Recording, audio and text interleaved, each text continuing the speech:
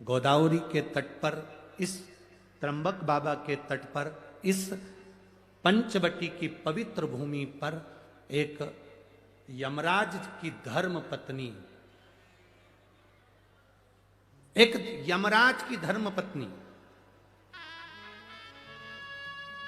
जिसका नाम था धुमोरना, एक वो भी मिट्टी को एकत्रित करती थी और शिवलिंग का निर्माण करती थी। एक गौतम बाबा की धर्मपत्नी, एक यमराज की धर्मपत्नी, इनका नियम था शिवलिंग का निर्माण, पार्थिव शिवलिंग की मिट्टी तैयार करना और तैयार करके अपने पतियों को प्रदान करना। यमराज को स्वयं धुमोरना मिट्टी देती थी और पार्थिव शिवलिंग का निर्माण करते थे। आपके स्मरण में होगा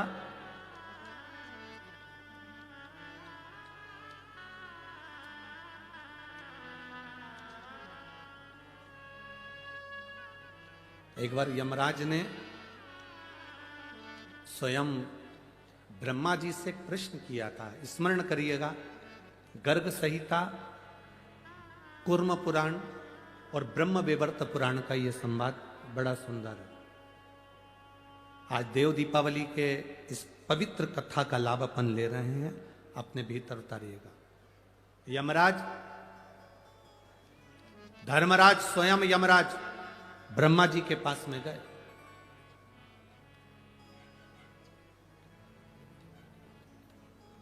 और यमराज ब्रह्मदेव के पास में जाकर ब्रह्मा जी के सम्मुख में खड़े हो गए। अब ब्रह्मा जी के सारे मुख नेत्र बंद थे, स्मरण नहीं आया ब्रह्मा जी।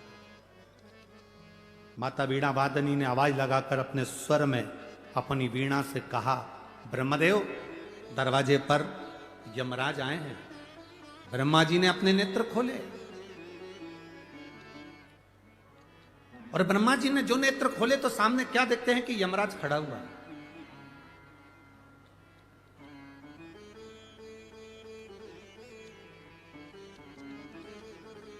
सम्मुख में यमराज खड़ा। ब्रह्मा जी ने पूछ लिया, यम, आज क्या बात है, तुम ब्रह्मलोक में आकर खड़े हुए हो?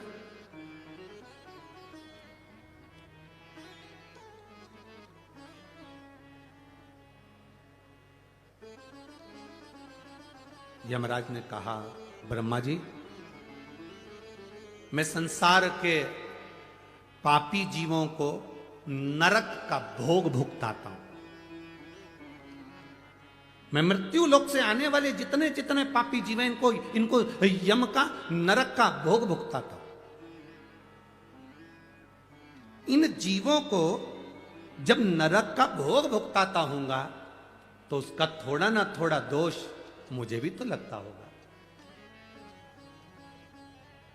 ब्रह्मा जी ने कहा, आप तो पूरा निर्णय देने के बाद भोग भुगताते हो तो आपको पाप लगना ही नहीं चाहिए। परंतु यमराज ने कहा, नहीं, मेरी धर्म पत्नी धुमोरना कहती है, मेरी धर्म पत्नी धुमोरना ने कहा है कि अगर आप जीव को नरक का भोग भी भुगता रहे हो तो कुछ ना कुछ दोष तुम्हारी जिंदगी में लगेगा जरूर। मैं क्या करूं? ब्रह्मा जी ने कहा, इसका उत्तर तो मैं नहीं दे सकता, पर इसका उत्तर आपको भगवान नारायण दे सकते हैं। यमराज उसी समय पर ब्रह्मा जी को प्रणाम करे, यमराज के वहां से सीधे भगवान नारायण के पास पहुंच गए। नारायण के दरवाजे पर जैसी बैकुंठ में पहुंचे, माता लक्ष्मी नारायण के चरण दबा रही थी और यमराज ने आकर भगवान के चरणों को प्रणाम करा। जय जयकार हो प्रभु, श्रीमन नारायण, हर हर महादेव। प्रणाम पूछा, लक्ष्मी जी चरण दबा रही थी। लक्ष्मी जी ने संवाद किया, प्रभु यम आए हैं।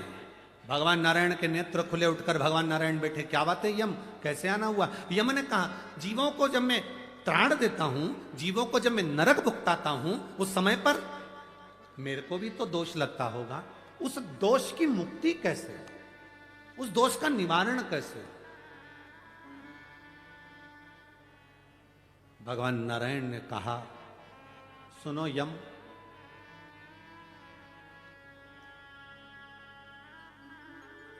गौतम ऋषि की धर्म पत्नी मां अहिल्या